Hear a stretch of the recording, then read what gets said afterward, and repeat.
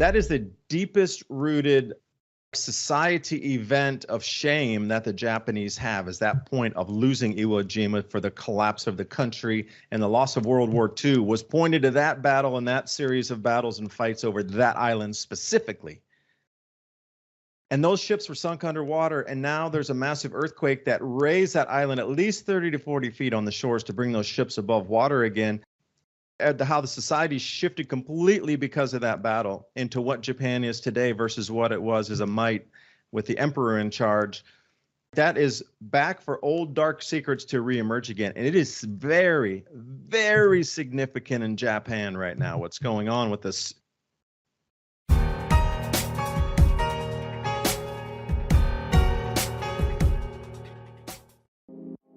Hemp Lucid has been a leader in the hemp industry space for nearly 5 years. And Hemp Lucid has been a supporter of the Sun community for over 8 years now. Grand Solar Minimum. Hemp Lucid credits part of their awakening and a motivation for starting their company, the cycles of reset through history based on solar activity. I've gotten to know the founders of Hemp Lucid over the years. They even visited me out here on my farm.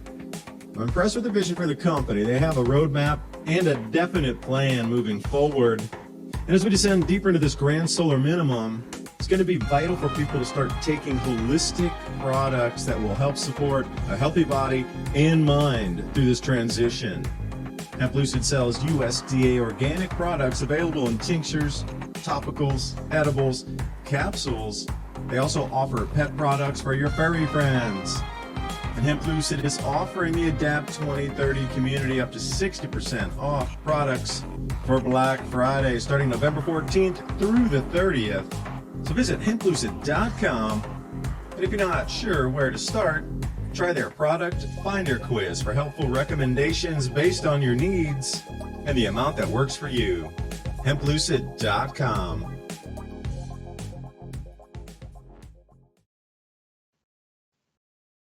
Another edition of Trad Cat Night, special guest, exclusive podcast right here on the tradcatnight.org website. In the studio, David DuByne from Adapt 2030. And we're going to be jumping through all the latest news and perspectives and analysis and commentaries on, the economics, geopolitics of things, obviously earth changes. Having said that, folks, get on over to Adapt 2030. David DuByne joining us. And this will probably be our last program before sometime in December, probably at some point before Christmas, because I know David's got a lot going on. And, this is the hardest time to obviously schedule, a lot of family getting together and just a lot of holidays. And it's good times, man.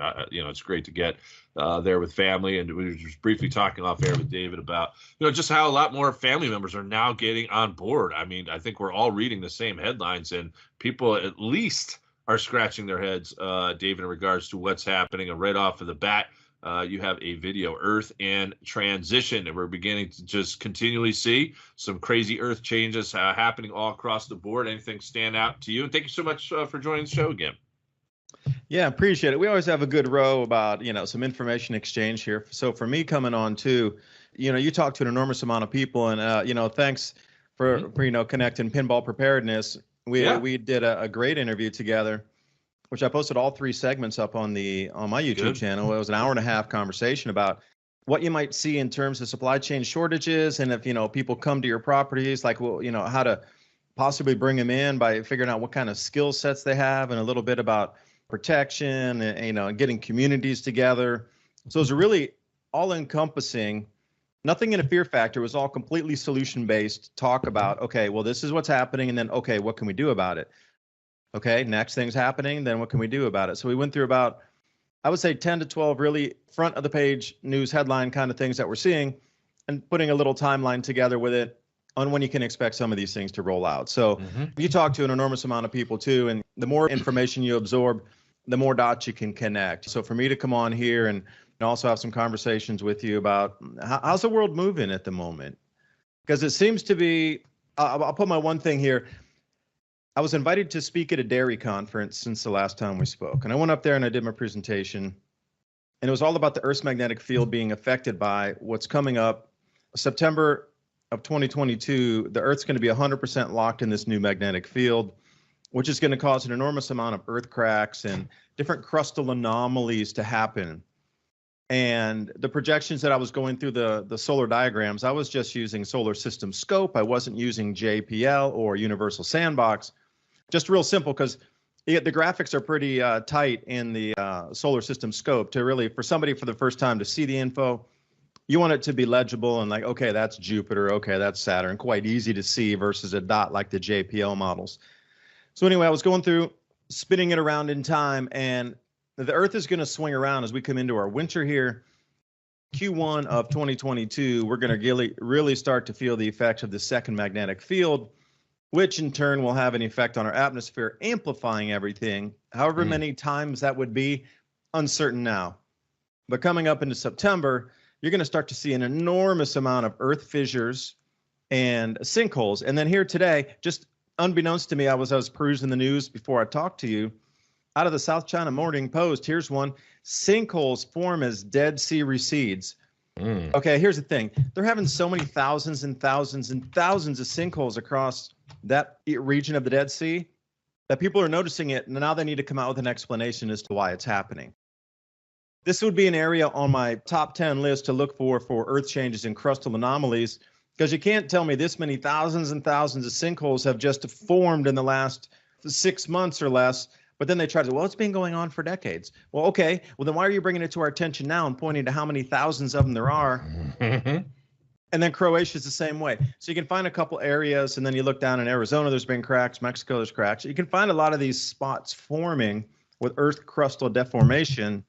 The long story of that is when I was talking to the dairy guys and girls, showing them the solar geometry or solar dynamics there and where the planets would be, and then wham, we're going to get smacked with a big field interlocking coming up the beginning of next year, and then September in earnest, we're going to see an uptick of something magnitudes above what you could possibly expect in extremes in the weather. So with that correlation, how much more effect from government's going to come to lock citizens down, control them more, to have even more control over the food delivery system as we get locked in the second magnetic field, when next year's harvests are going to be more pitiful than this year? Now, do you find it coincidence? Of course, so we try to cover some predictive programming pieces, and I want to get a follow-up. But in regards to the sinkholes, that show La Brea, do you see that on NBC, the big sinkhole that pops open up in Los Angeles? I found that a little coincidental that they're talking about, massive sinkholes opening up in Los Angeles. This show just started about a month ago. Not sure if you caught any of it. I've actually missed like the last 3 weeks. I've been just too busy, but it's a television program. Yeah, La Brea. Yeah. Never heard of it. Yeah. It's on NBC, man. It's like the most popular show right now. They're saying, you know how they do like the ratings or whatever. Oh, literally a sinkhole opens up, tar pits, La Brea tar pits or something like that, and all these people get sucked into like a parallel universe, and they're trying to like come back or whatnot. I mean, that's a whole other kind of side topic to the whole notion of like they're showing this stuff right in front of our faces, because I think they know that it's going to be more common moving forward into 2022. So here's what's conjectured to happen. When the second magnetic field forms out into true intensity strength of 2023 and 24, when it reaches its apex of strength of field in conjunction with strength of field on the sun and the Earth directly in the center of those two fields, it is very possible that we and you and I are going to start to see into what we would consider a parallel universe, because the resonance field around us will change with the way we're perceiving it due to enhanced, whatever that is, electromagnetic effects in our brain, allowing us to get to a higher vibration level, to see different frequencies of light and to hear different audible frequencies as well. That it's almost as if you're tearing through into a parallel universe. If you're stuck there and you're seeing all kind of things pop out of the woodwork that would scare you, you wouldn't want to be in that universe. Yeah. So this parallel universe is very much what is thought it might happen when these two parallel magnetic fields form circa 2023 and 4. It's really going to ignite the human perception field into a super overdrive. And, then predictive programming, is that what all these superhero movies are about in the last few years? Because the magnetic field of our hemispheres of our brain is not going to be locked in like it was. It's going to be able to expand. And when this does, the expansion of possibilities of human manifestation, visual spectrum, audio spectrum, sixth sense abilities, innate abilities to sense through on a empathy plane versus using words and images and things. that this is all expected to come to, I mean, incredible heights of full-on civilization changing. Like you'll be able to see parts of reality ripped away in a different parallel universe. That's why that's so interesting. Yeah. 2023 and 4, get ready for it. Yeah, no, it's very, very interesting. I remember it calls back to mind a talk that I listened to with Father Malachi Martin. As you know, he used to do the Coast to Coast show. And then when talking about sort of like aliens or like the CERN topic, even maybe you can pick up what the latest is with CERN, because I think it's at least worthy to bring that into the conversation. Father Malachi Martin called it the unveiling, where you would be able to see things that you wouldn't normally see. And he said, if you could see what was actually in the heavens, according from the Christian perspective, you see an awful lot of nefarious entities type of thing. So I think that also ties in with the Catholic prophecy of 3 days of darkness, where basically it's divulged every devil is let loose. And if you're not inside, basically you're a goner type of thing. So 2023 is the date that you've got for that, huh? For what we would call on our side probably like the unveiling or something similar. We would use some terms like that. But man, I've been saying this now for years, David. This is such a like so Twilight Zone-ish now. Like we were talking about this maybe like 10 years or so ago. I mean, I think both of us would probably get laughed off the airways, but now it's like, I think it's just becoming more common talk. You know what I mean? To where you can have like a serious discussion about this, especially on the Catholic side of things. I know my people, they're very well informed, and they'll look into something before just outrightly dismissing it. So in this particular area where you might originally get like an eyebrow raise or two due to CERN, due to recent uptick and rise in demonic activity, due to all this predictive program, it's a serious discussion. And my goodness, I wouldn't want to. I mean, I couldn't imagine looking up into the heavens and seeing an unparalleled amount of demonic entities or something. I don't know. Your thoughts, David. And by the way, if you could, CERN, any update what's happening there? No, I don't have any updates on CERN. I followed it for a little while, and I understand they get these micro portals that might set for a millionth of a second or something. But see, that's where they try to trick everybody, is whatever they're doing there, the experimentation, okay, we know what's going on. It's using an enormous amount of power. And here's the thing, the world's squibbling about climate change, and you got to reduce, and you can only have a little hamster on a wheel in your house to produce power, but they're using CERN running off how many terawatts of power to get that thing to fire up to the speeds that they need it. And, it's been talked about, and even in their release papers and press releases and all this research that they put online publicly, they talk about being able to open black holes for a millionth of a second or something. And they publicly claim this. All right, we created black holes. Well, they had that entity take physical form inside the chamber there. Luckily, it was closed, but they have a little entity living in there that's physical form. And some sort of little tiny statue thing appeared as well. Okay, but that's in a millionth of a second. That's what we perceive time as, in a millionth of a second. But other dimensionalities, a million years, time doesn't exist. So when we try to quantify it in a millionth of a second, well, for other realms, that doesn't even exist. That's an open portal probably for infinity. We might think it might have closed, but on something else's non-time world or non-time existence, that open portal is open. Anything could have come through. Like a millionth of a second for us could have been multi-hours in another dimensional realm where, hey, they have 4 hours to cross through or something. We're so far outside the bounds here. If you want to go back into Twilight Zone, what would come through, and could it take physical form and hold physical form in our third dimensional reality, coming from a different dimensional space? It's whatever it is. Could it hold state here? Because our frequency field's quite different than the ethereal. And I know there's no such thing as matter. It's an illusion that it is all vibrating energy, and the molecules and atoms stringing things together to give the physical appearance of something hard in front of you, like your desk or a computer. But it's not. It's energy. And if you can look at it in just an energy field of things connected, then could another energetic body or an energetic being hold state inside our denser third dimensional medium, even air? It's oxygen and all these different trace gases and everything. And that air might appear clear to you where you can see 30 miles to the horizon, but you're looking through 30 miles of an energy field. Those are all atoms and molecules connected together, from the water vapor to the hydrogen, the nitrous, the nitrous oxide, and all these different compounds that are gaseous, yet they are energy. They are molecules and atoms in a bound state of energy. So you're looking through a 30-mile thick field of energy, and everything's connected. So even you and I, this distance over this, we're still connected at some point through that same energy field. Now, so the whole question is, can something hold state in it here that comes from a different dimension? Whether it's a millionth of a second they have to transit through, or whether it's an infinite amount of time in their dimensionality to transit through.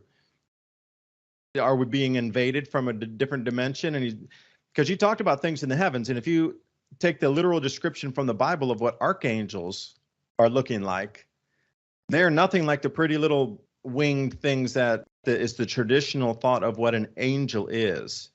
They are fierce, ferocious, sword-slaying, vengeance of God beings that take on that role. What we've been traditionally fed is what angels are with white wings compared to what a true archangel looks like, frightening to say the least, in a good way. Now, speaking about frightening, at least to some of the latest Earth changes, of course, have been happening. More, would you say what we can characterize this last month has been, what has stood out, has been more like the volcanic activity? There's not a day that doesn't go by. It doesn't seem like we're talking about either La Palma or Mount Etna or Kilauea or that one out in Japan now, that new one that popped off. I think it's called Aso or whatever. Volcanic activity. Highly concerned here. And I know those are one of your latest videos from the last day. Volcanic ash risks to the global supply chain. And I think you did a talk with someone on this. Maybe you can kind of give us some points that you were giving to us. And I don't know if this ties in. Maybe we can tie in a little prepping right now in regards to how to protect our food. Is it even going to be safe to be growing gardens outside if you're in an area where perhaps ash might fall? And I'm speaking here specifically here, of course, in North America at Yellowstone. I don't know if you think Yellowstone is going to pop or not, but I know Mary Greeley's been talking about it. Other my guests, Marshall Masters, and so on and so forth. But volcanic concern moving forward, 2022. Well, the volcano on Mount Aso on Iwo Jima is the event you're referencing. Did you see that all those World War II ships surfaced again after that eruption? Yeah, and the first person I saw it from was from you. So, yeah, I went to your website and I saw that, yeah. Well, let me explain to that for a second. Now, this goes so deep into Japanese lore and mythology and legend and belief.